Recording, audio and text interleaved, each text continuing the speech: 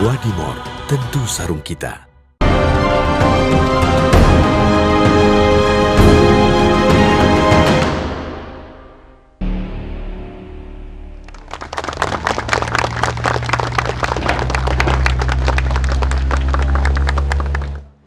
Selamat malam pemirsa, apa kabar Anda? Saya Dwi Anggia kembali hadir ke hadapan Anda di program Dua Sisi yang malam hari ini spesial bertepatan dengan HUT RI ke-78 yang kami siarkan langsung dari depan gedung MPR DPR RI. Tepuk tangan dulu untuk Anda semua juga yang sudah hadir di sini, teman-teman mahasiswa. Ada teman-teman mahasiswa dari UIN, kemudian ada dari Mustopo dan juga dari Jayabaya yang cerah di belakang saya. Selamat malam semuanya. Oke, semangat semua untuk diskusi ya. Oke, saya juga akan memperkenalkan terlebih dahulu yang sudah hadir malam hari ini. Oke, saya balik kanan deh. Di sebelah sini warna merah, Bung Haris Azhar, aktivis HAM, selamat malam. Malam. Makasih loh udah datang. Saya dapat arahan karena TV One jadi pasti. Sama, merdeka hari ini. Bung Mardhani Alisera, selamat malam, politisi PKS. Halo Anggi, sehat semua. Alhamdulillah, yang sudah dalam waktu 1 jam nyampe ke sini, hebat luar biasa ya. Nggak pakai forerunner lagi. Dari Bekasi lagi. Bung Deddy Sitorus, politisi PD Perjuangan, selamat malam. Selamat malam semua. Prof. Henry Subiakto, pakar komunikasi politik dari Universitas Erlangga. Selamat malam, Prof. Paling jauh, selamat malam. Paling jauh ya. Semuanya merah-merah karena hari ini bertepatan dengan HUT RI ke-78. Tepuk tangan sekali lagi untuk negara Republik Indonesia. Oke, ini kita 78 tahun sudah merdeka, tapi sebagian masyarakat merasa masih kurang merdeka dalam tanda kutip. Kurang merdeka berbicara, kurang merdeka dalam mengemukakan pendapat. Ini terlihat dari banyaknya atau beberapa masyarakat yang memberikan kritikan, kemudian memberikan masukan yang cukup pedas barangkali ya kepada pemerintah yang berakhir dengan tuntutan hukum atau jeratan hukum. Tapi yang menarik juga yang tidak kalah penting kemarin pada saat sidang MPR tahunan Presiden Joko Widodo menyampaikan satu hal yang menurut saya ini juga harus kita renungkan bersama-sama. Ketika Presiden menyebutkan, saya tahu kok saya sering dibilang bodoh, dibilang pelangak pelongo. Ini maaf ya, saya mengulang kembali pernyataan dari Presiden Joko Widodo. Bagi Presiden secara pribadi tidak masalah. Cuman yang membuatnya sedih adalah bagaimana ini semua menunjukkan kurangnya budi pekerti luhur kita. Itu yang membuat Presiden sedih ketika masyarakat menyampaikan pendapatnya yang kemudian menjadikan kebebasan pendapat ini sebagai ajang untuk meluapkan kebencian, fitnah, dan lain-lain. Ini akan jadi pembahasan kita malam hari ini. Benarkah kita sudah merdeka bicara atau sebaliknya justru kebablasan ketika menyampaikan pendapat? Bersama saya, Dwi Anggia.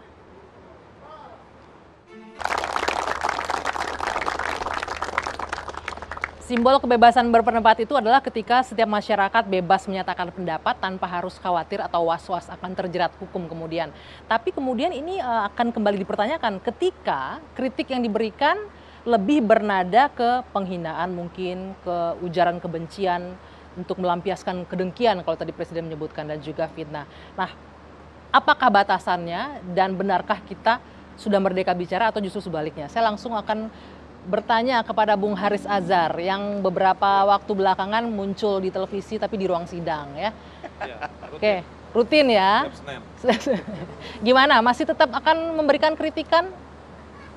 Ya kalau saya kasih kritik itu bukan karena ditekan atau tidak ditekan atau ada yang bayar enggak. Karena memang singkat kata sudah pilihan apa yang saya kerjakan gitu ya selama 2 dekade lebih untuk kerja advokasi. Jadi saya mau tadi sembari jalan ke sini saya mengingat-ingat menguji lagi gitu kenapa saya kritis, protes dalam sejumlah hal. Karena kritik itu kalau dalam hak asasi manusia dia kebebasan berekspresi yang terkoneksi dengan atau interrelated ya, terkait dengan hak-hak yang lain. Jadi kalau ada hak yang lain yang ditindas, dilupakan, saya terinspirasi juga misalnya dengan lukisannya Yayat Yatmaka. Dia bilang merdeka tapi ada yang dilukai, merdeka tapi ada yang berdarah, merdeka tapi ada yang menangis. Jadi kalau kita jadi bersuara karena ada sejumlah penderitaan, kesalahan, atau ada hak yang tidak terpenuhi. Oke. Nah itu satu. Yang kedua, maka kita bebas untuk melakukan advokasi, misalnya melaporkan, mengumpulkan bukti, kebebasan untuk mencari informasi, menyampaikan ke pihak-pihak tertentu. Termasuk juga menyampaikan secara terbuka kepada masyarakat sebagai sebuah pembelajaran dan lain-lain. Tapi ketika sistem tidak berjalan dengan baik, maka itu lama-lama dia menjadi modus berulang-ulang dan itu membahayakan karena menciptakan keresahan yang lebih meluas. Itu satu. Yang kedua dalam soal kebijakan publik atau dalam produk-produk legislasi, ini ada 2 anggota parlemen gitu ya. Itu juga potensi yang dilihat dan juga di situ ada partisipasi publik dalam proses legislasi. Yang itu juga haknya terpenuhi bagi masyarakat untuk disampaikan atau mencari ruang untuk menyampaikan itu. Nah, sampai di situ satu legitimate kebebasan berekspresi. Ya. Yang kedua, yang diperdebatkan orang kan bentuknya. Ya kan soal kadarnya, The sopan way they santun, deliver, tidak santun, cara tidak santun dan menyampaikannya, lain-lain. ya. Itu dalam perdebatan-perdebatan hak asasi manusia daripada sejumlah ahli, riset, memang tidak ada ukuran yang rigid. Tidak ada ukuran yang rigid. Nah, memang kemudian diuji argumentasi masing-masing pihak orang yang pro dan kontra untuk kembali membuktikan dan meyakinkan. Oke, maaf saya Nah, potong dulu. dalam Ini- prakteknya di Indonesia, kalau saya mau mengatakan, nanti Prof. Henry mungkin agak berbeda, banyak kritik itu lebih dilihat sebagai hinaan. Ya kan, di perdebatan kita minggu lalu ada perdebatan soal bedanya kritik dan hinaan. Tapi kalau buat saya, kalau terkait dengan pejabat publik, terkait dengan kebijakan publik, terkait dengan kepentingan publik, saya agak ekstrim untuk mengatakan ya memang rezekinya dia untuk dikritik dengan Dikritik. cara yang sekejam-kejamnya. Secara sekejam-kejamnya Tapi- ini ukurannya apa nih? Kan nggak Tadi tipis dulu, nih, tapi menghina masih ada atau lanjutan. enggak nih? Sekejam-kejamnya dalam artian begini, kritik itu akan indah bagi para orang-orang yang suka karena memang ada kaitan dengan darah dan keringat atau penderitaannya. Dengan kepentingannya. Tapi kalau oke. kritik yang kejam terkait dengan tidak terkait dengan penderitaan, tidak terkait dengan situasi atau bahasa akademiknya tidak terkait dengan data, maka kritik yang kejam itu akan dihujat rame-rame.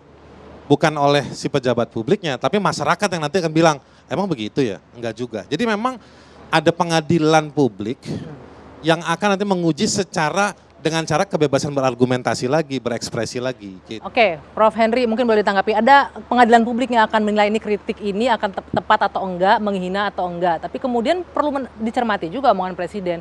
Presidennya sebenarnya nggak apa-apa, tapi dia sedih nih karena ukuran kritik ini pada akhirnya menjadi tempat untuk melampiaskan kedengkian, kebencian, bahkan fitnah begitu, Prof.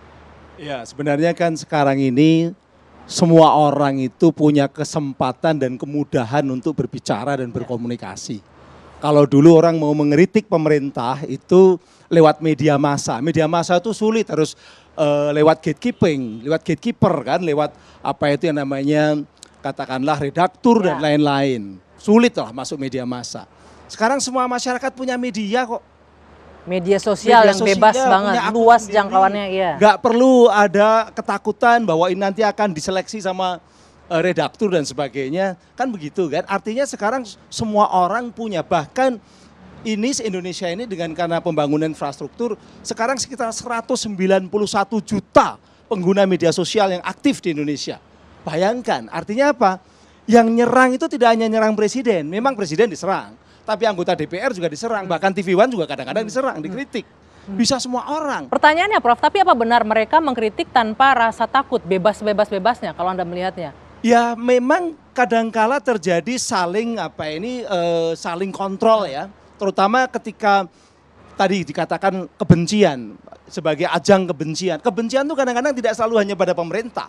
Tapi pada figur-figur yang ada di situ. Sehingga konflik itu kadang-kadang terjadi Antar masyarakat jadinya, tidak hanya Saya dengan kebetulan pemerintah. seringkali advokasi ya, sampai Aceh, sampai kemudian di Medan, kemarin baru saja Bogor, itu konflik antar masyarakat. Memang masyarakatnya ada yang punya kekuasaan dengan yang tidak. Ada yang punya relasi dengan Oke, polisi justru- atau dengan penegak hukum, dengan yang tidak. Biasanya seperti itu. Oke, ini menarik nih. Ada justru konfliknya terjadi antar masyarakat nih, kritikannya itu. Bahkan ada yang punya banyak relasi juga. dengan penegak hukum. Bagaimana itu menghadapi ini? Tapi nanti kita Ya, ya. kita jeda dulu sejenak.